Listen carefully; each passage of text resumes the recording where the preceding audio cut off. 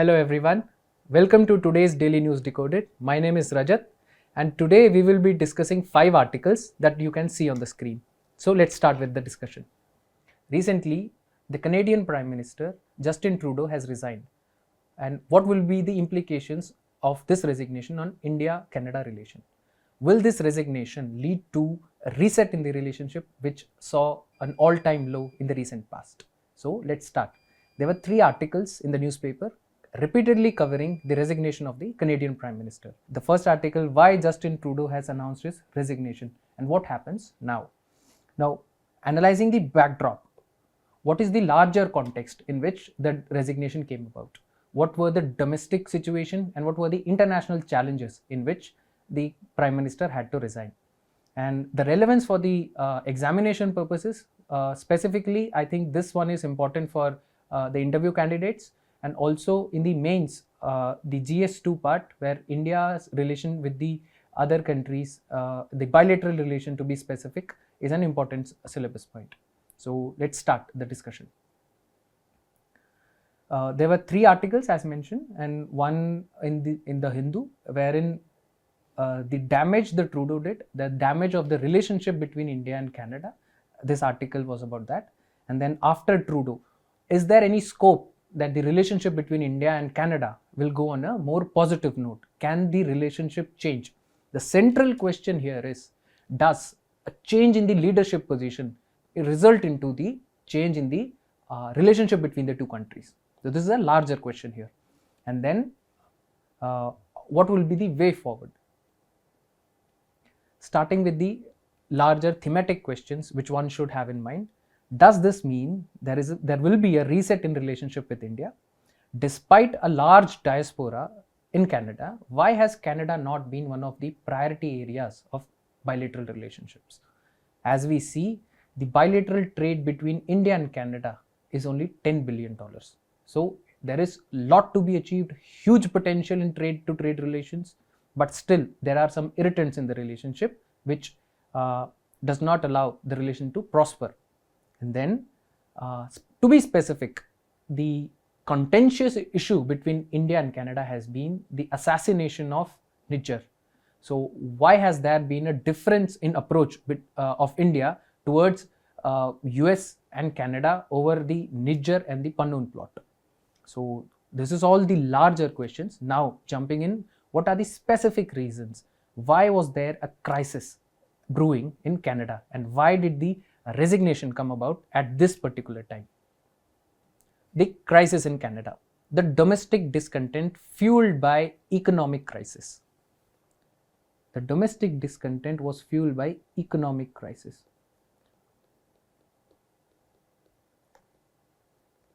What were the issues here? These economic problems such as high inflation,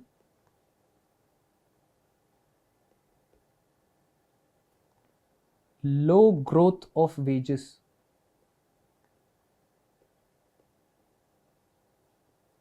low growth rate, high unemployment, housing crisis,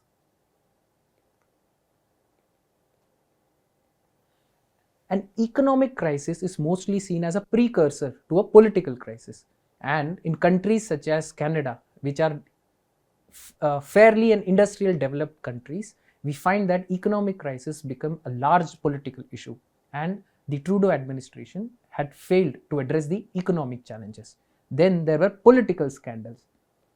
Since 2017, there have been repeated political scandals in Canada.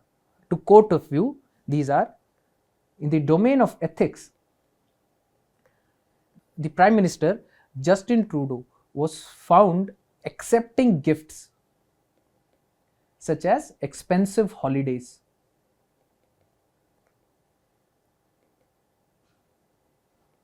this particular instance of political scandal from the ethical dimension can also be used in the GS paper 4, where leadership has to have high standards of ethics and morality. So the Prime Minister of Canada was seen accepting expensive gifts and helicopter travels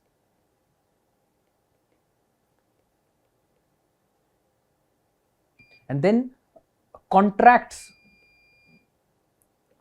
to the donors to Liberal political party, which Trudeau itself belongs to. Then holiday on National Day of Truth and Reconciliation.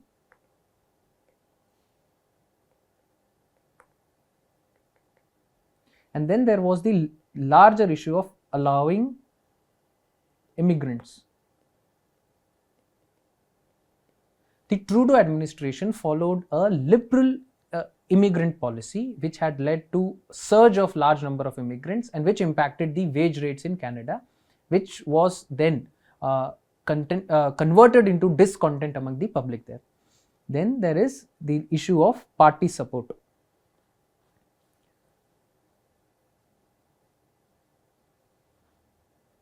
The party support was dwindling.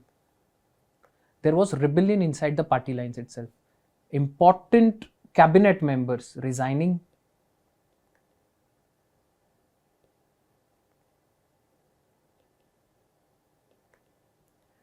The government itself was a minority government.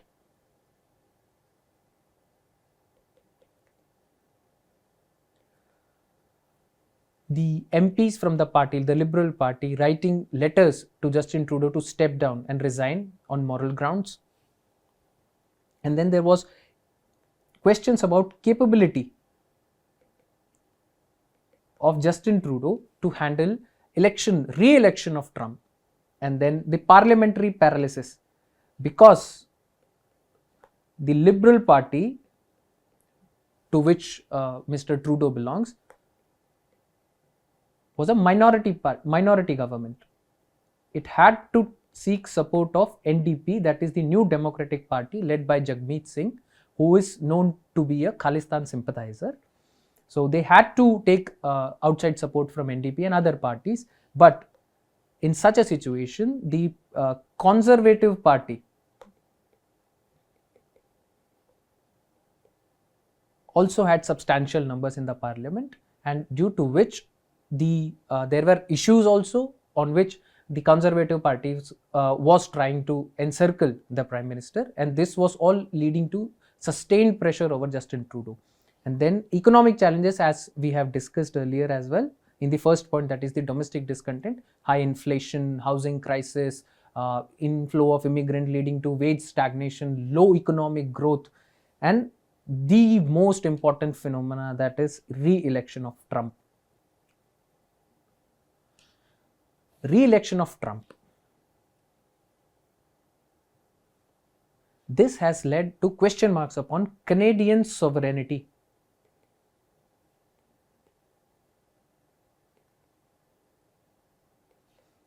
Trump has threatened to increase the tariffs to 25% on Canadian exports to US in case if they do not address the large trade deficit, and second, they do not address the immigration from Canada to USA, and third, the infiltration of drugs from Canada to USA. If these three issues are not addressed to, then Trump has threatened them with 25% tariffs.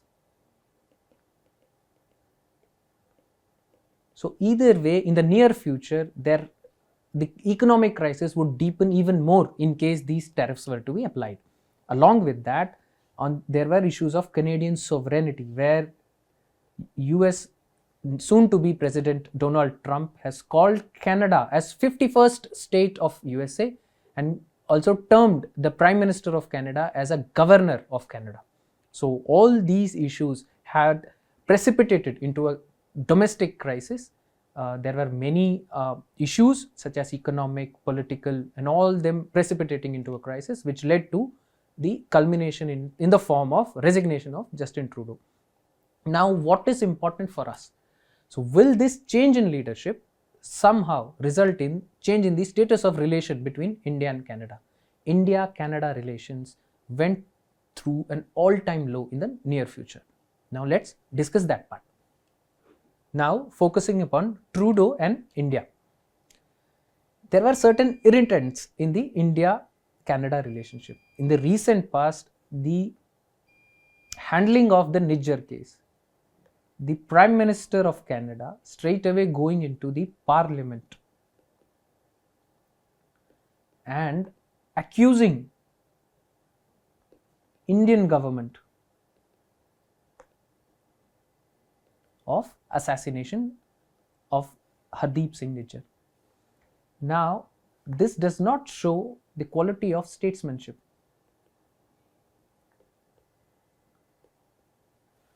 There are alternative routes available for information sharing, and all these accusations have been without any credible information. There has not been any credible information given or shared or transferred. Now here we will be addressing the second question, which was, why was there a difference in approach between India's handling of the Pannoon case and, on the other hand, handling of the Nijjar case. In case of Pannu, we've seen that USA did provide credible information and intelligence.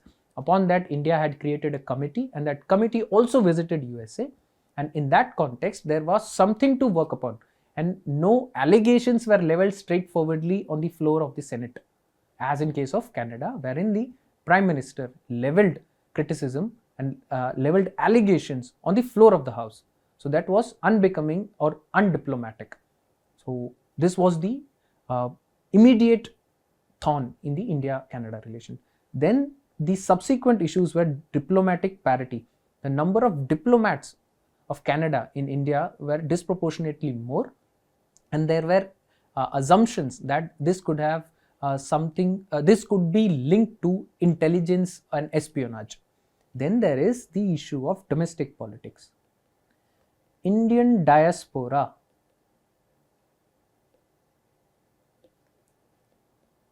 forms around 5% of Canada's population. And out of Indian diaspora, the Sikh population is concentrated and is highly vocal. And they are better organized as compared to the other, even the Canadian population particularly. So they are a politically active minority. So this brings them into power. So this gives them leverage. And especially in case of a minority government, we find that this has given the Sikh population a leverage in the domestic politics. This can be seen as the number of cabinet ministers who were from Sikh origin in the Trudeau administration were more than even in the Indian administration. Even in the Indian administration did not have this much Sikh representation as a minister. That was the case of Canada. And then Indian diplomats as person of interest. Recently, Indian diplomats were designated as persons of interest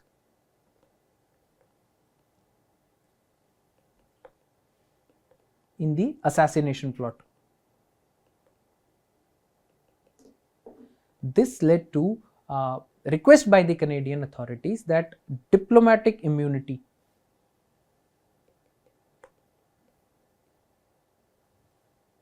be revoked. So all these things have led to the crisis, and there were repeated incidents wherein diplomats were pulled out by India, and in retaliation Canada's diplomats were also pulled out of India. So all these things were the larger context. In the domestic politics, to be specific, there is a new Democratic Party led by Jagmeet Singh. This party has been supporting the Liberal Party,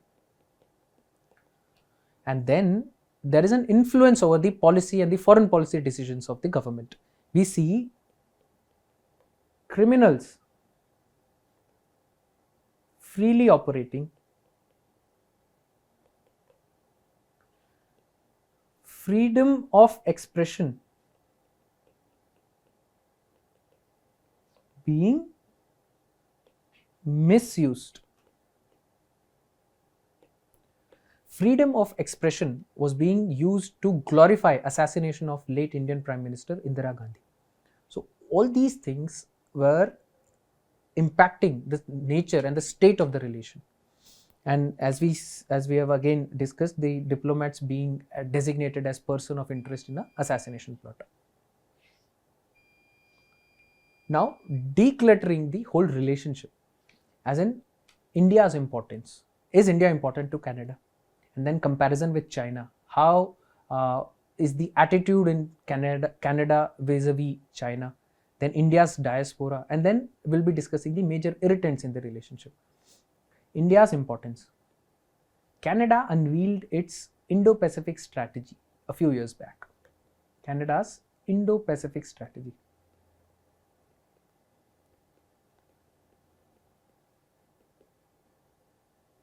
And this Indo-Pacific strategy was specifically to counter China's influence in the region. And India was seen as an important part here. Why? Because of India's strategic, economic,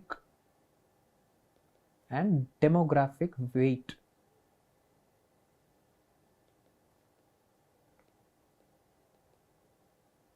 In foreign policy circles these days, India is considered as a swing state, as it is in a geopolitical sweet spot. And the reasons being its strategic, economic, and demographic weight, which are crucial for the West, which is not growing economically at higher rates, which is demographically declining. So in this context, India holds immense importance. Apart from these quantitative factors, there are other factors as well, that is India being a democracy. Along with democracy, we have shared values. As compared to China, now the comparison with China kicks in, as in China, which does not share the values of democracy, which does not share the way of life with Canada, then it is seen as a fundamental threat to Canada and the democracies. So that is why India becomes important for Canada. But in the sake of principles, which the article in Hindu also mentions, that is the crisis of liberalism.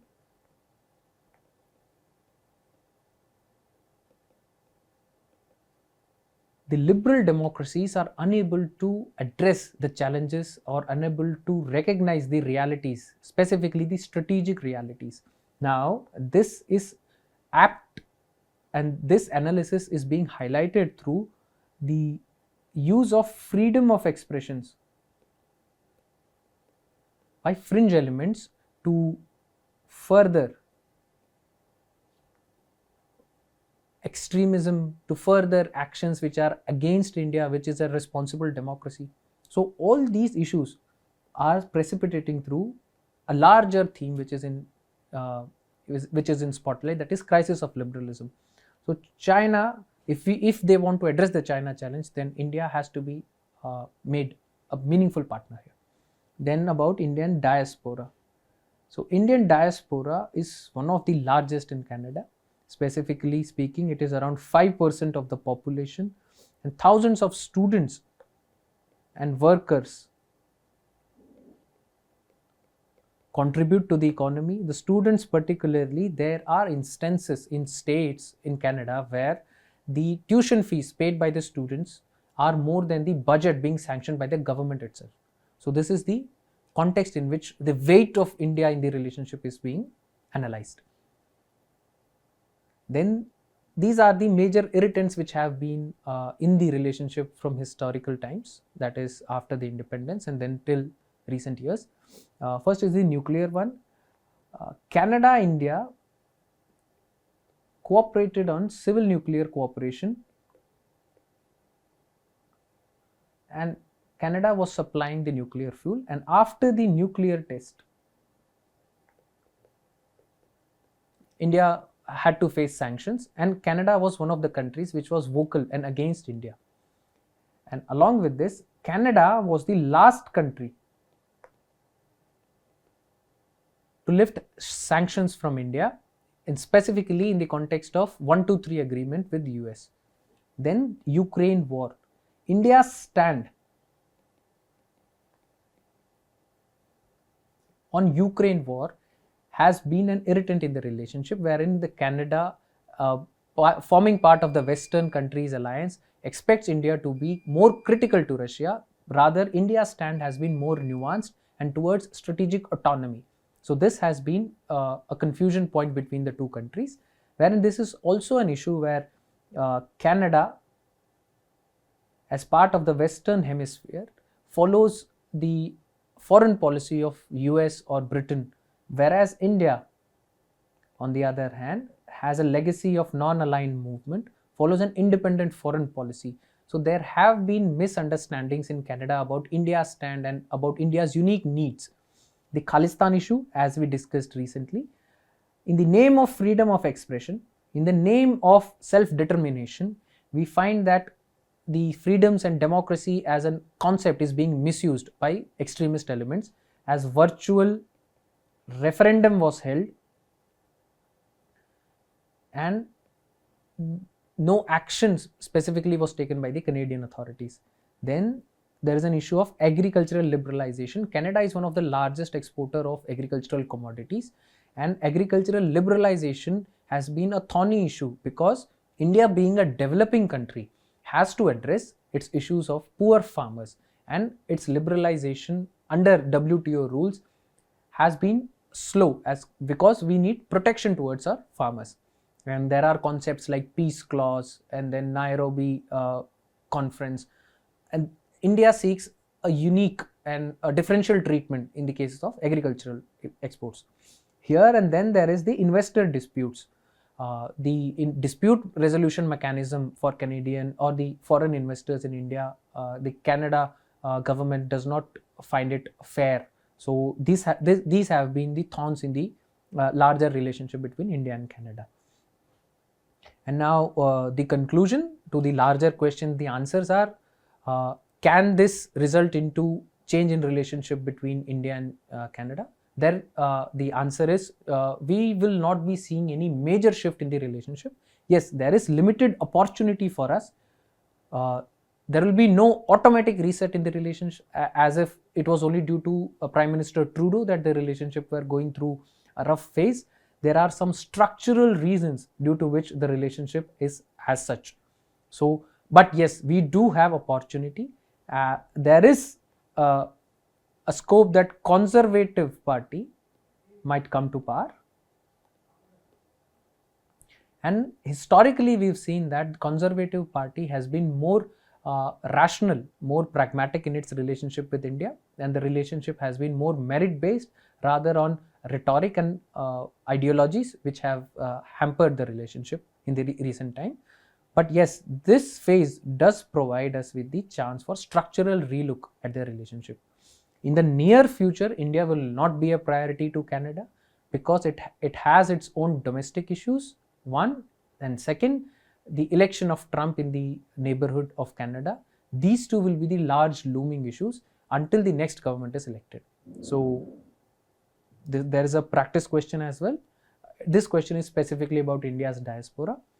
I hope you would have understood the basic nuances of the relationship and what all are the irritants in the relationship. So moving on to the next topic, starting with the second article, which is atomic power equations.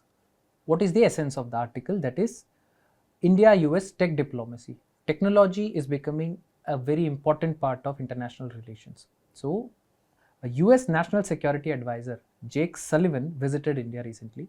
He's in India, and there are talks about relaxation of restriction on civil nuclear cooperation. So this again brings into limelight the technology element of India-US relationship. And as in the practice question afterwards, we'll also find a term called technological handshake. This is a good keyword which you guys can note here and use in your answers as well. Technological handshake. This article holds relevance for students who are appearing for the interviews also, and also in the prelims perspective, there are certain facts which one can note. And in the mains perspective, it is the India-US relation or India's relation with major powers, which is an important theme. So US is always an important country for India, and recently our partnership was elevated to global strategic partnership.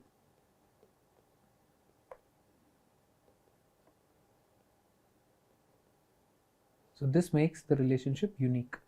Now we will be covering this article, that is Atomic Power Equation, written by C. Raja Mohan, and let's start. So decoding the whole article and the landscape of the article, that is how will we be proceeding in this discussion. First of all, we will be highlighting why technology cooperation is necessary in the recent times, and then there is a unique element of India-US cooperation, that is ICET. It is a policy, and this policy is guiding the technology cooperation between the two countries, and we'll be discussing something about this. Then zeroing upon the nuclear cooperation, and then why nuclear is making a comeback, and will this cooperation, which has reached an all-time high in the recent times, will this endure re-election of Trump, or will there be a sudden jerk or change in policy from the USA? So this is all the larger framework in which we will be discussing. Now starting with technology cooperation. Technology cooperation. The most defining feature, it is the most defining feature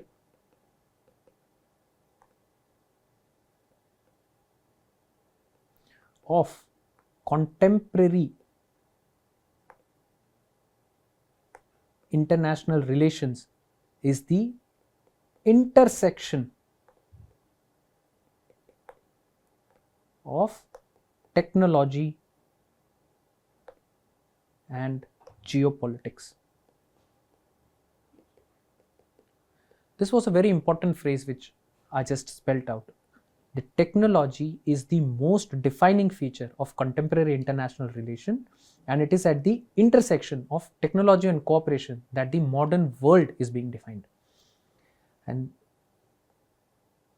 moving forward, in technology we find weaponization of tech, highlighting the geopolitical element of technology. And the External Affairs Minister S. Jaishankar has quoted that the global distribution of technology determines the global distribution of power, and global distribution of power determines the outcomes on the ground, determines the relationship and the nature of contact between two countries. So this highlights the importance of technology.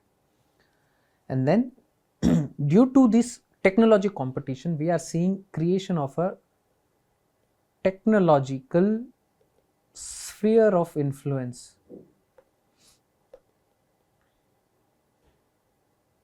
over Indo-Pacific. And it is through technology that India seeks to modernize, India seeks to enhance its efficiency of economy. And that is why US is being seen as an important technology partner. And one of the policy documents which is guiding the cooperation is ICET. Let's discuss the ICET now. ICET is initiative on critical and emerging technology. This initiative is unique because it does not follow the government to government approach. The approach is whole of society approach.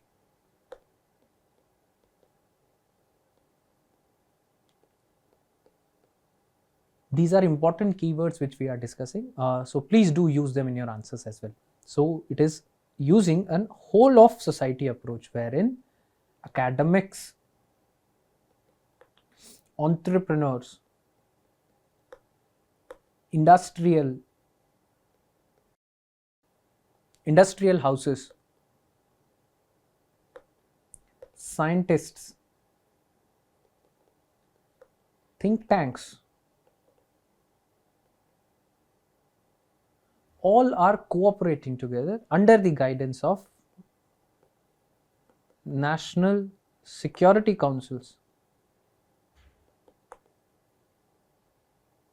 of the two countries. From India, it is the National Security Advisor, Mr. Ajit Doval, who is overseeing the cooperation under ICET specifically.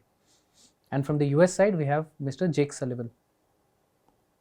Now discussing the context of ICET.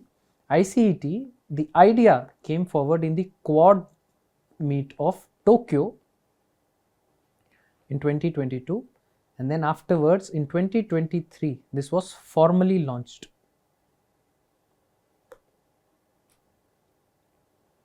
And the focus here is upon critical and emerging technologies. Critical and emerging technologies are seen to define the coming decade. These are the technologies of the future. They will be the fundamental of the economic transformation to take place in the near future. So what are the important pillars of critical and emerging technologies? So these technologies include advanced computing,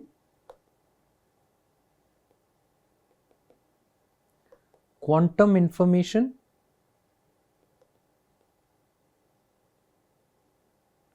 financial technologies like distributed ledger,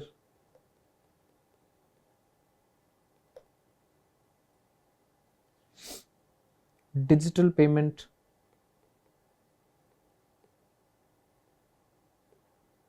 etc. So ICET seeks to enhance national security,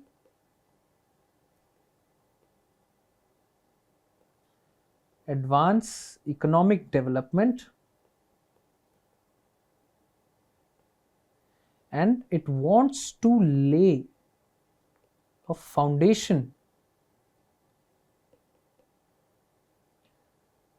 to a tech era which would favor democracies.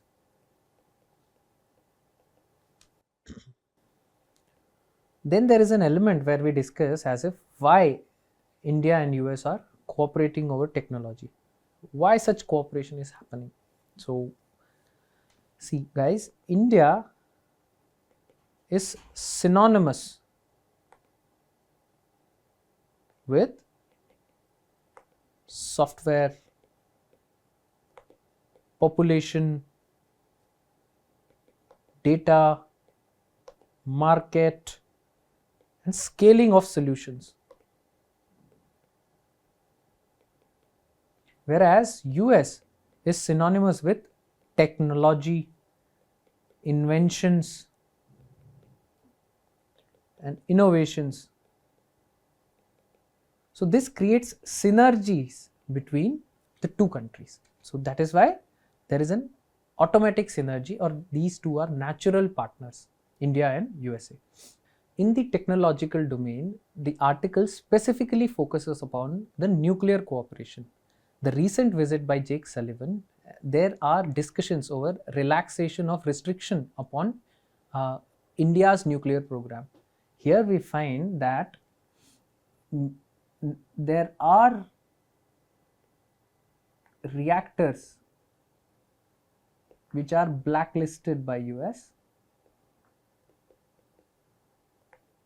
which hopefully the restrictions will be uplifted.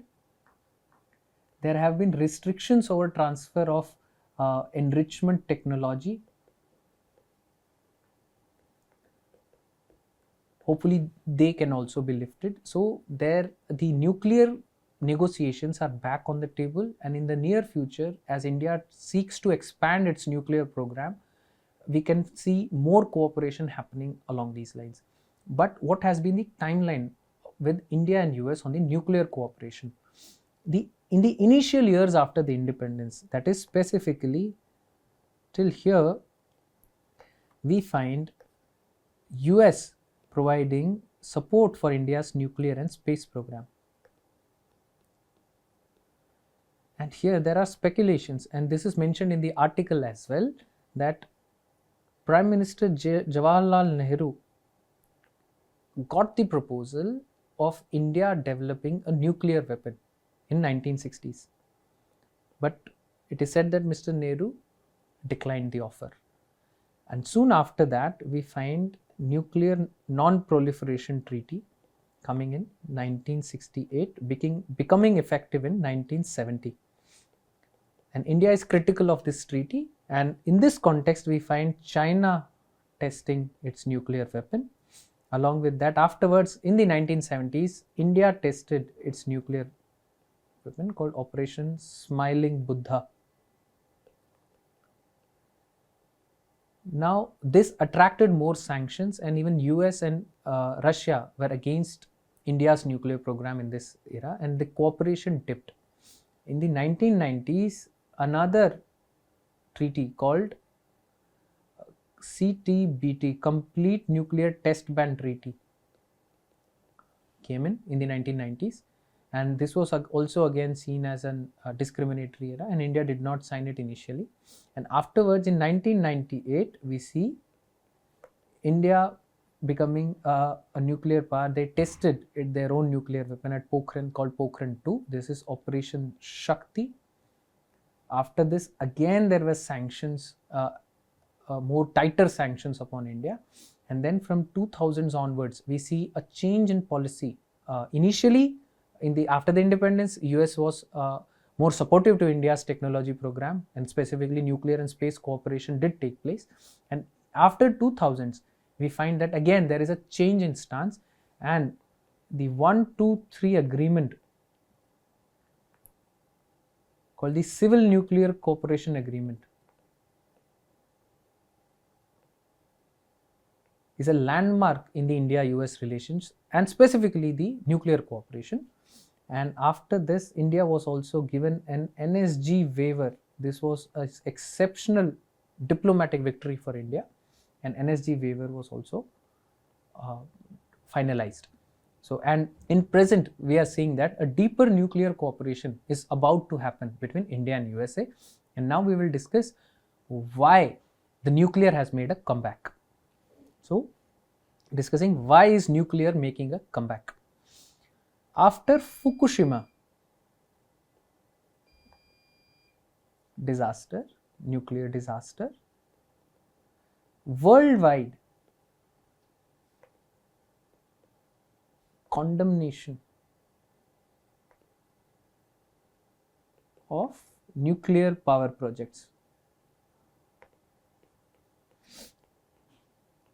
It is tragic that even after 20 years of the nuclear agreement between India and US, it is only Russia which has supplied reactors to India. So after 20 years, there have been no deals to build reactors in India, and the present architecture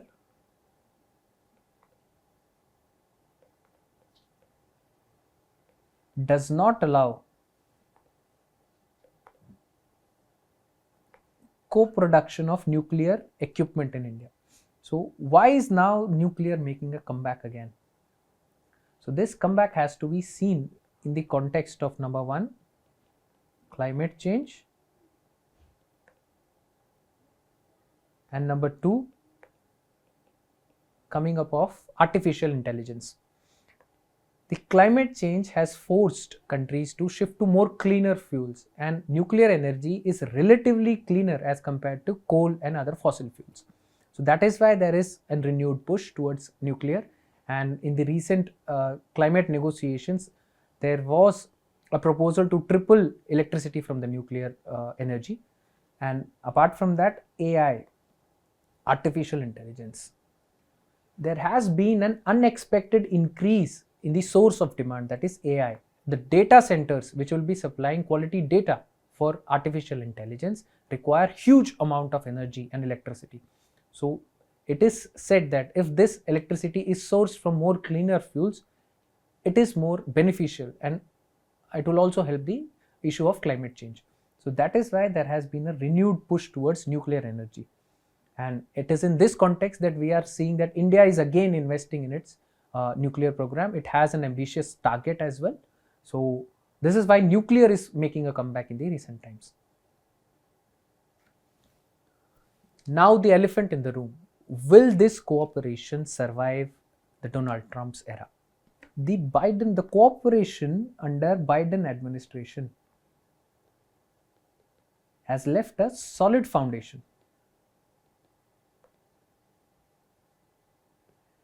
And the improvement in cooperation has not been ad hoc. There have been institutional mechanisms, and the executive and the Senate both have been in consensus over partnership with India. So it is not that just election of Trump will reverse the trends, but yes, it will be a challenge. And it is upon the responsibility of the both countries that the institutional cooperation which has been put in place should continue and the relationship should prosper more. As Trump comes to power, there is focus on increasing advanced manufacturing in US. There are rhetorics of making America great again, to bring in more technology back to USA. So there are forces at play which are focusing upon bringing things back, bringing advanced manufacturing technology back to US, but still India will remain an important partner as China remains an imminent threat. So in this context, the technology cooperation between India and USA will define the nature of the relationship. And there is a practice question for you guys. Please do try to answer this question, write and upload the PDF if possible in the comment section. Thank you. Starting with the third article, that is boosting India-US nuclear collaboration. So among Jake Sullivan's mandates, as we discussed in the earlier article as well, Jake Sullivan, the National Security Advisor of USA, was in India, and one of the mandates was to strengthen innovation alliance under US-India Initiative on Critical and Emerging Technologies. And among one of the mandates is to create more conducive environment for nuclear cooperation between the two countries. Now the backdrop is there are negotiations regarding relaxation of restrictions. And what is the relevance? Energy security and nuclear energy are one of the key themes in UPSC prelims. One would find questions repeating. For example, in 2019, we saw a question on safeguard mechanisms. Then again, there was a question on additional protocol.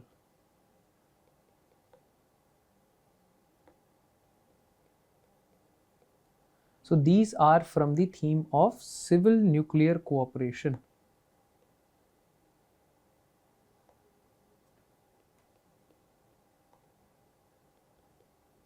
Identification of such themes becomes important once if you want to zero in on important things happening in the newspaper, and they are also relevant from the exam perspective. Now going through the article itself. So currently there are two legal barriers in furthering Indo-US nuclear collaboration. And what are these barriers? One is the 10 CFR 810 authorization. Now what is this? This as a keyword can also be part of your prelims MCQ questions, that 10 CFR 810 authorization seen in news is related to which of the following. So what is this? This is part of US Atomic Energy Act of 1954, which gives US nuclear vendors the ability to export equipment to countries such as India under some strict safeguards, but it does not permit them to manufacture any nuclear equipment or perform any nuclear design work here. So according to this provision of the Act, the nuclear vendors, they can export the item to India, but under strict safeguards, but they cannot manufacture or design equipments required in nuclear power plant in India. So this is one of the key legal hurdle in furthering nuclear cooperation and furthering nuclear co-development. This is an important term, co-development. So we want the manufacturing of nuclear equipment to happen in India. But due to these legal barriers, this is one of the legal barrier from the side of US. There is also another legal barrier which is on the side of India. So due to these two legal barriers, nuclear manufacturing is not taking place in India. So these have been key legal hurdles here. This authorization is a clear impediment from New Delhi's perspective, which wants to participate in the manufacturing value chain and co-produce the nuclear components. Right? Now moving forward on the Indian side, so the Civil Nuclear Liability Damage Act. So this is the impediment on the Indian side for the US, which sought to create a mechanism for compensating victims from dangers caused by a nuclear accident and allocating liability and specifying procedures for compensation, has been cited as an impediment by foreign players such as General Electric Hitachi, Westinghouse and French Nuclear Company. So these are the hurdles which the foreign players think that compensation for civil liability is one of the hurdles here. Then moving forward, then there is also a China angle. So among Jake Sullivan's mandate for the trip was prospecting of strengthening the innovation alliance under ICET. A breakthrough agreement, ICET we have already discussed, it addresses concerns on the both sides which can pave the way for jointly manufacture nuclear components for any new project capacity being planned for India by deploying American reactors. This also comes when India is hoping to pitch itself as a credible destination to manufacture nuclear reactors, especially small modular reactors. So small modular reactors. So this is a very important topic. So we'll discuss what all are the key elements of small modular reactor. So small modular reactor. So power of small modular reactor is 30 megawatt to 300 megawatt.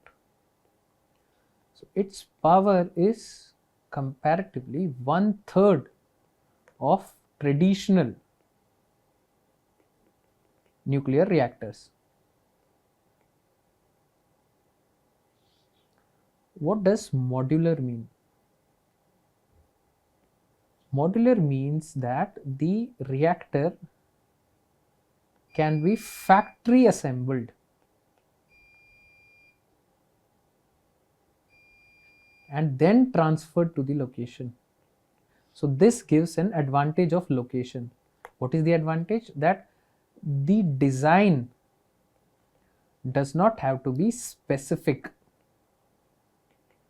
The location of the area does not influence whether a nuclear power plant can be constructed or not. This gives us the advantage. Go through the other advantages. The other advantages are, one, location as we discussed, then there is affordability. The small modular reactors are more affordable as compared to the large traditional reactors.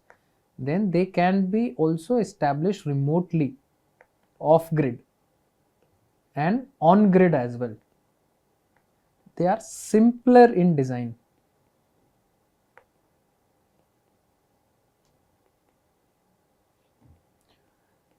In case of safety parameters, the small modular reactors are more safe as compared to the traditional ones because of its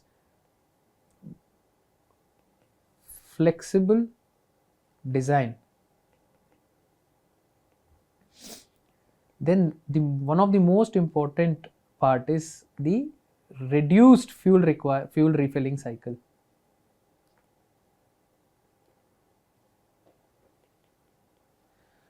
The traditional reactors which are used, the traditional reactors require fuel refilling every 1 to 2 years, whereas small modular reactors can go up till 30 years. There are few reactors which require refueling after 30 years, but on an average one could say that from 3 to 7 years of refueling cycle is present in the small modular reactors.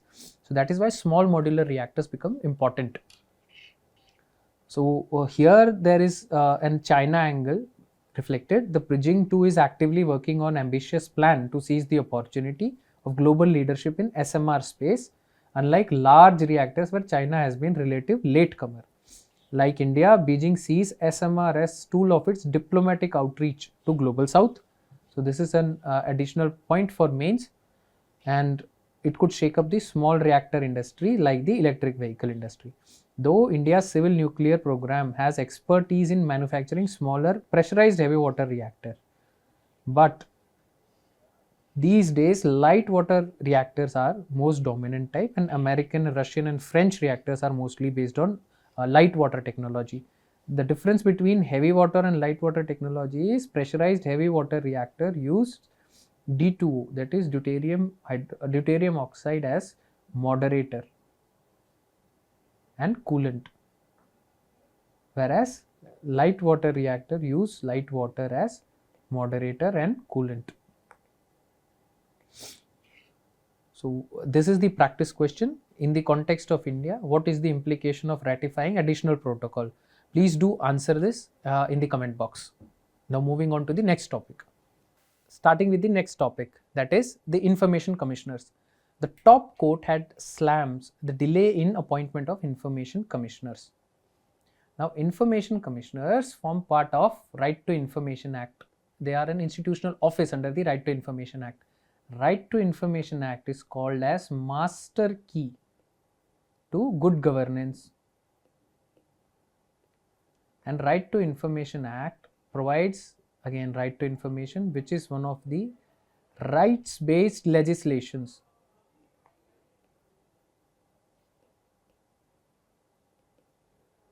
And rights-based issues are one of the important themes in UPSC prelims, as one would agree that there were questions upon Right to Education Act. There was once question on National Food Security Act of 2013. So details of these acts were once asked. So this becomes an important theme, and this is a recurring issue that information commissioners are not regularly being appointed. So this hampers the implementation of the Right to Information Act, because information commissioners form the grievance redressal mechanism under the Act. Let's start with the static portion of the Act. Now, the statutory body under the Right to Information Act is the Central Information Commission. The Central Information Commission has the duty to implement the Right to Information Act. It is a statutory body, not a constitutional body, not an executive body. It is backed by a statute. Then coming at the Central Information Commission. The Central Information Commission consists of the Chief Information Commissioner and then 10 other information commissioners, not more than 10 other information commissioners. This is the constitution of the body, the number of members. Then there is the appointment. These members are appointed by the President, and they are appointed by the President on the recommendations of a committee, and the committee consists of the membership of the Prime Minister, the Leader of Opposition, and any other cabinet minister, Union Cabinet Minister appointed. Any other Union Cabinet Minister appointed. Now there are qualifications or certain eligibility criteria for one to become part of this institution. What are the qualifications? Number one, they could be from the domain of law, science and technology, social service, management, journalism,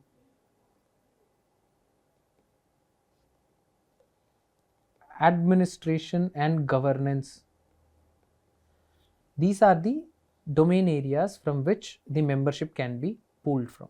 Then there are certain conditions that the members cannot be an MP or MLA. They cannot hold any office of profit.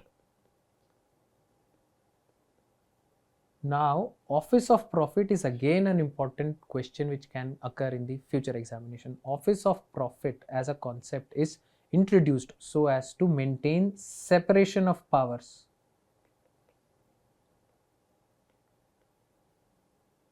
Separation of power is also one of the topic which has repeatedly been asked. So, separation of powers linked with the office of profit can also be a probable question. Then this was all about the qualifications. Now moving on to the tenure.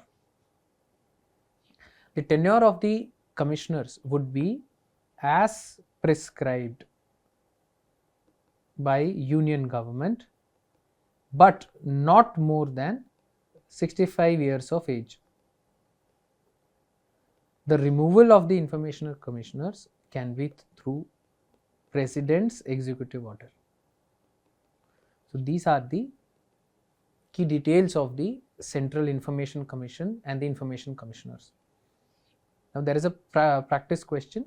As per the RTI Amendment Act, what is the new provision regarding the tenure of the Chief Information Commissioner and the Information Commissioners? So please do attempt this question and let me know in the comment box. Now the last topic of the day, that is BHARATPOL. The Home Minister Amit Shah launches BHARATPOL.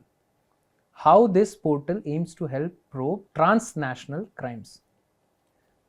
So this is an important government initiative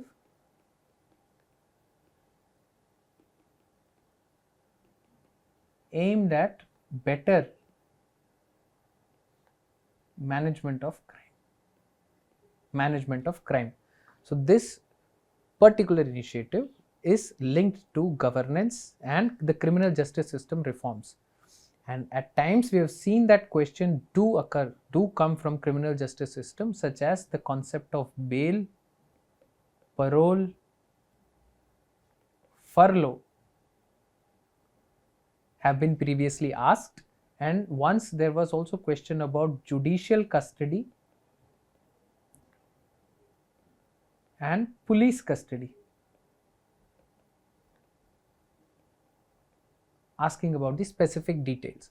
So in this context, BHARATPOL is also one of the important initiatives. So it becomes important in the sense that we do know the details of this topic.